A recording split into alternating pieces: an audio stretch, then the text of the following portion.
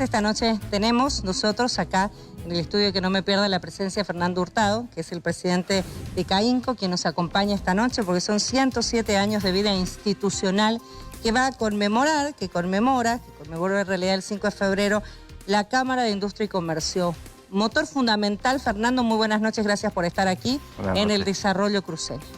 Así es, Cecilia, la verdad que además de ser un actor fundamental en el desarrollo cruceño y nacional, después un orgullo, creo que para una gran parte de los cruceños, y va muchas veces en contrapartida de lo que nos dicen, y ahí le robo unos minutos un poco para citar lo que nos dicen. Nos dicen, y voy a citar textualmente lo que decía un vocero presidencial, que el modelo cruceño se agota porque es excluyente, porque monopoliza la institucionalidad y porque tiene clanes familiares organizados en poderes cerrados. Entonces... Usted hace referencia a las declaraciones de Jorge Ritter sobre el modelo cruceño. Correcto, correcto. Entonces, a ver, a mí no me gusta mucho hablar de modelos porque la verdad es que no es nuestra costumbre presumir. Creo que no somos presumidos ni farsantes y más bien damos la bienvenida a todo aquel que viene de afuera con ganas de trabajar porque viene a buscar oportunidades. No miramos el color político, no miramos raza, no miramos si es empresa grande, chica, productor grande o pequeño. Vienen, buscan oportunidades y las encuentran. Entonces hablar de eso, de modelo en sí no tiene sentido, pero yo voy a hacerle algunas preguntas, Cecilia, que seguramente usted y la audiencia nacional la va a poder responder. Y es sobre los tres adjetivos, digámoslo así, que nos dieron. El primero... Excluyente. Excluyente. ¿De verdad somos excluyentes? Con tanta gente que viene a Santa Cruz, trabaja en Santa Cruz, sale adelante en Santa Cruz, hace una vida económica en Santa Cruz. ¿No será que es el gobierno nacional el excluyente? Porque hay un estatuto del partido de gobierno que dice que solamente los militantes del partido de gobierno pueden asumir funciones públicas. ¿Y alguna institución de Santa Cruz tiene algún estatuto o algo similar donde dice que alguien que venga fuera de Santa Cruz no puede estar, digamos, o en la CAINCO o en las cooperativas? En absoluto, en absoluto. Tenemos nosotros, por ejemplo, en CAINCO directores cochabambinos, tarijeños, paceños, hombres, mujeres, de empresas de distintos tamaños, pero el gobierno sí tiene una exclusión, vamos a llamarla monstruosa. ¿Y por qué uso ese adjetivo? Porque ¿sabe usted cuánto es el presupuesto que tienen en el presupuesto general del Estado para planillas del sector público? El gasto público. El gasto público en planilla. Piensen en un número de dólares por día. Está presupuestado 18 millones de dólares por día para pagar salarios a gente del sector público. Y gran parte de eso se va a personas que pertenezcan al partido de gobierno. Eso es ser excluyente. Vamos al segundo. Monopoliza la institucionalidad. Nosotros aquí tenemos instituciones de puertas abiertas. No por nada, todas las instituciones cruceñas tienen más de 50 años de existencia. En el caso de CAINCO tenemos 107 años de existencia. Eso no es monopolio para nada, eso es una institucionalidad de puertas abiertas. Ahora, sin embargo, tenemos un gobierno nacional que sí monopoliza las instituciones, que monopoliza los recursos de las gobernaciones, de las alcaldías, de las universidades. ¿Acaso no monopoliza el sistema judicial? Tercero, organizados en clanes familiares con poderes cerrados. Familiares sí, porque la economía en este país es familiar y producimos desde la familia. Gran parte de las iniciativas en este país son familiares. Entonces sí nos organizamos en familias para producir, para generar trabajo, para generar exportaciones, divisas. Sin embargo, los clanes políticos partidarios lo que hacen ahí sí es organizar poderes cerrados. ¿O acaso es fácil entrar a un puesto en la función pública? Complicado. Y no solamente eso, se adjudican también, y aquí le tengo una joyita, se adjudican atribuciones que son ajenas. Mire esta joyita, Cecilia. Ayer anoche justamente sale un comunicado del Banco Central. Y el comunicado del Banco Central dice que las remesas de bolivianos en el exterior, que mandan plata acá, han crecido un 25% gracias a las políticas de reactivación del gobierno nacional. ¿Se da cuenta? O sea, ¿qué tiene que ver lo que produce la persona un boliviano que está en el exterior gracias a políticas de reactivación de países del exterior con las políticas o falta de políticas que hay en el partido, en el país? O sea, adjudicarse y atribuirse cosas que no son propias de las políticas que se generan, eso es monopolizar. Entonces, ahí nos hacemos la pregunta y lanzamos la pregunta: ¿no será que nos están queriendo más bien achacar los males? Porque estamos cortina de humo tras cortina de humo y vemos que este tema del famoso modelo no es más que una cortina de humo a temas económicos que de verdad nos preocupan. La reactivación, por ejemplo. Correcto. Hay reactivación, hay coordinación para que esta reactivación se sienta y se trabaje de la mano con el sector que produce. A ver, Cecilia, a principios del año pasado, el gobierno nacional anuncia con bombos y platillos de que va a haber un crecimiento superior al 4%, basado casi enteramente, de acuerdo a ese plan, en inversión pública. La realidad es que el crecimiento fue mayor que ese 4% y se estima que sea mayor. Pero aquí hay dos temas importantes. El primero, ese crecimiento mayor fue a pesar de que el gobierno nacional invirtió aproximadamente 2.600 millones de dólares de los más de 4.000 que tenía planificados invertir. Es decir, no hay una relación entonces entre inversión pública y crecimiento. ¿Y de dónde viene entonces el crecimiento? Viene de las familias bolivianas que se despiertan todos los días, abren el puesto de mercado, abren los talleres, abren las fábricas y empiezan a generar beneficios para sus familias, para los trabajadores. Ese es el sector privado. Y ese es el que se ha estado levantando todos los días para trabajar y generar ingresos para el país y generar ingresos también para el consumo, que es parte de esa maquinita y ese motorcito que nos está haciendo crecer. ¿Por qué entonces, Fernando, y en este caso ya con, por ejemplo, 107 años de vida institucional de CAINCO, la Cámara de Industria y Comercio, que es la que aglutina, y no solo hablo de empresas grandes, sino al sector empresarial, microempresarial, porque hay empresas pequeñas, empresas familiares, empresas unipersonales, emprendimientos? Yo he visto mucha gente que tiene su emprendimiento, pero que quiere obviamente crecer, que se apoya muchas veces a programas que surgen y salen de CAINCO para poder hacerlo, ¿no? Hasta programas de capacitación que se brindan desde CAINCO. ¿Por qué cree entonces que a pesar de tantos años de esta situación que funciona, es la observación permanentemente hacia la región, hacia lo que aquí se produce, hacia las instituciones que están aquí? ¿Por qué? ¿Cuál es el análisis? Yo creo que nos siguen queriendo echar sus males de alguna manera. Nosotros tenemos la puerta abierta, como lo hemos dicho siempre desde el principio, al diálogo, pero la pelota, si quiere usted verlo, está en la cancha del gobierno nacional.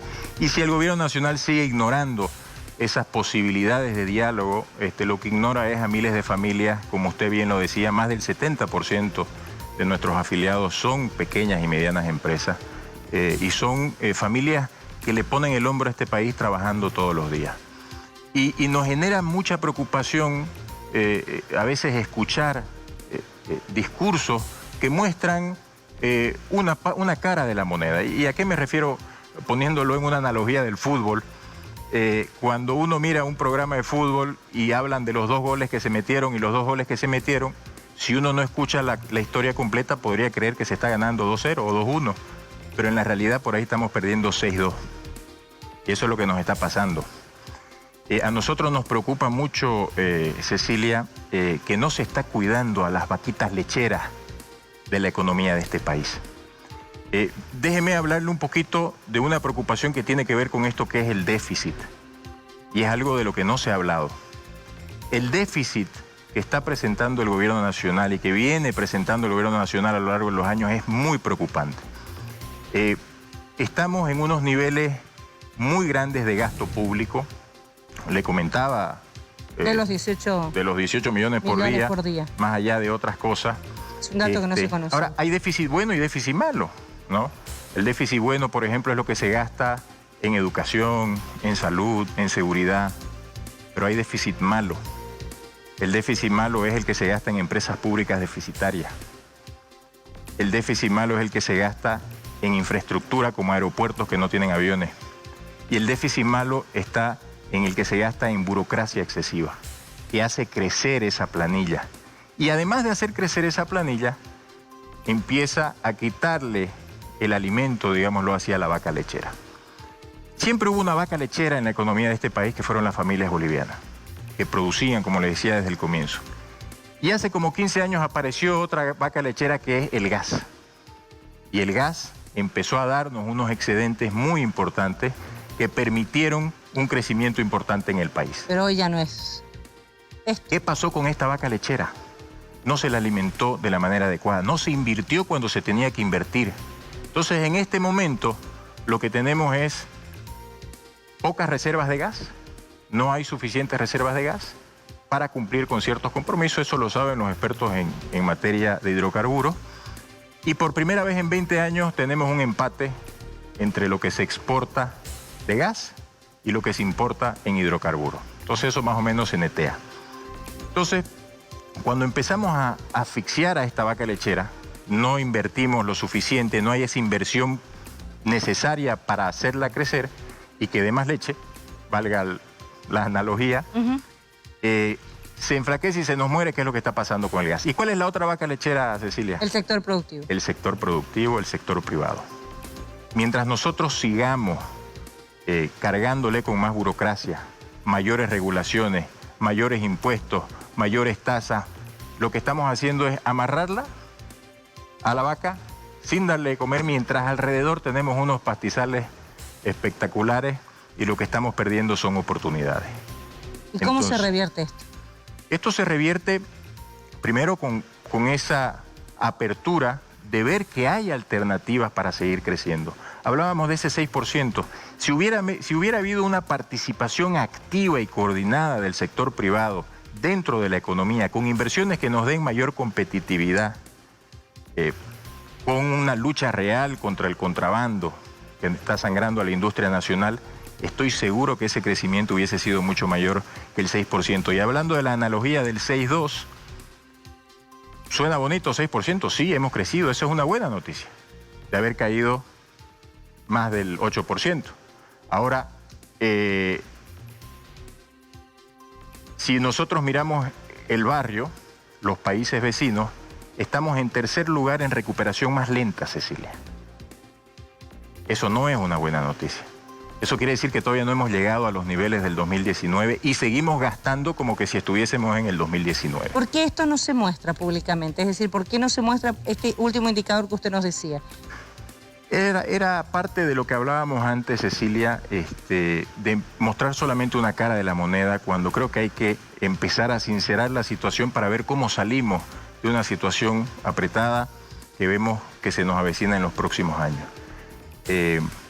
Ahí está estos avisos y estas atribuciones que a veces hablábamos como algo que se mencionó hace poco, hace unos días, de que van a poder sacar más gas de un campo, creo que es el campo Margarita. Pero en realidad no es que se haya descubierto más gas.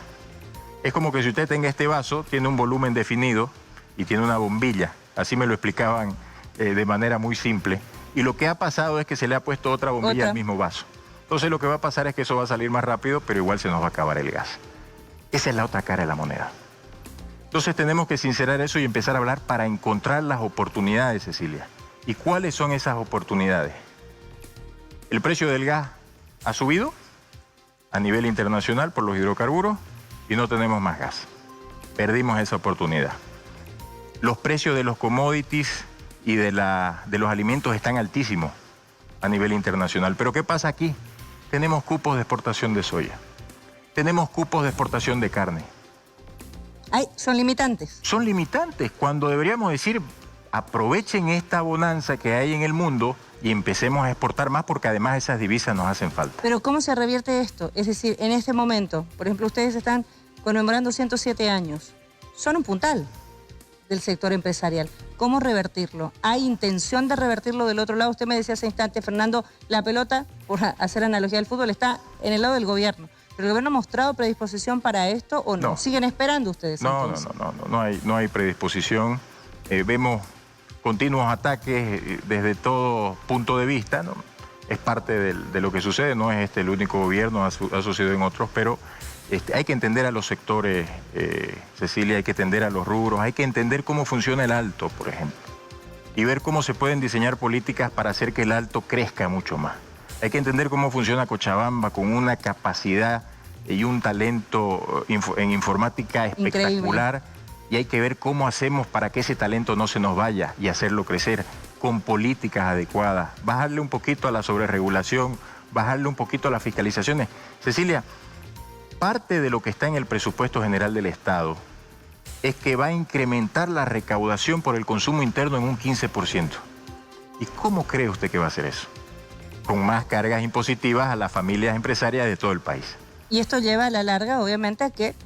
A la vaca lechera la empezamos a exprimir de nuevo y eventualmente nos vamos a quedar sin vaca. No solo eso, esa vaca que cada vez está más flaca tiene que tirar de un carro cada vez más pesado con una burocracia cada vez más fuerte. Esas son, de alguna manera, o esa es la misión que tiene Cainco de aquí en adelante. Sí. Siempre vamos a estar en disposición de hacer ver cuáles son los beneficios de cada uno de los sectores y las potencialidades que se tienen y cómo esto puede ayudarnos a salir adelante de una manera mucho más rápida de la que hemos estado creciendo. Digo, porque no es fácil. Fácil es manejar institucionalidad, fácil es manejar gobierno, fácil es manejar empresa cuando hay bonanza económica. Me imagino que no es lo mismo haber manejado, estar al frente, obviamente, y que una institución como Cainco y las instituciones, digamos, regionales se mantengan de la misma forma con lo que nos ha tocado vivir.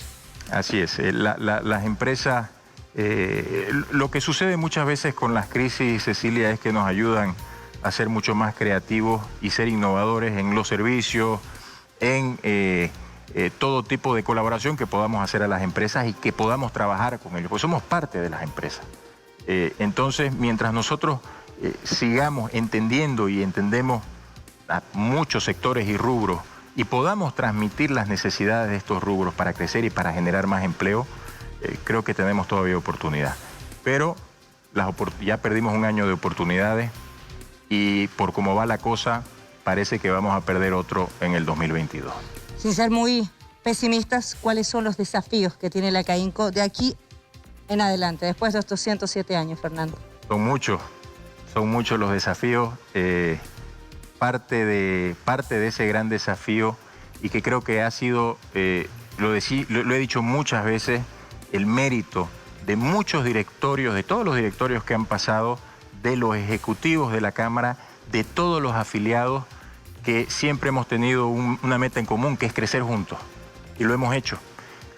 Hemos logrado con proyectos muy importantes, con apoyo internacional, promover a empresas pequeñas nacionales para que exporten, para que se vuelvan más competitivas, para que mejoren su productividad.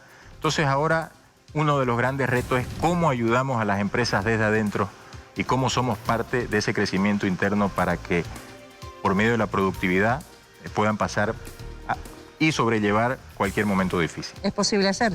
Es posible. Es posible con ganas, trabajo y optimismo, que son características de la región también. Así es. Y del que llega a la región. Así es. Porque no es necesario ser, digamos, de aquí de la región para tener este ímpetu que se ha demostrado. En esta región, si hay algo, Cecilia, que hay que valorar, es a todas esas personas que llegan acá, de La Paz, de Cochabamba, de Potosí, de Oruro, de Tarija, trabajan, nos ayudan también a salir adelante. Y por qué no decirlo, todos aquellos que vienen del Brasil, de Japón, de Argentina y hacen lo propio. Esta región es grande por la gente que habita en la región y es todo el país prácticamente el que está aquí. Felicidades por estos 107 años. Y digo, felicidades le digo a Fernando Hurtado, presidente, pero a Gracias. todos los asociados de CAINCO por seguir apostando para crecer. Primero mantenerse, que es difícil en estos tiempos, pero para seguir creciendo e innovando a pesar de todo. Felicidades, CAINCO. Muchas gracias, Cecilia. Gracias por haber estado acá. Hemos analizado la economía y obviamente estos 7 años de la Cámara de Industria y Comercio en la región de Santa Cruz, con miras obviamente a lo que es el crecimiento del país.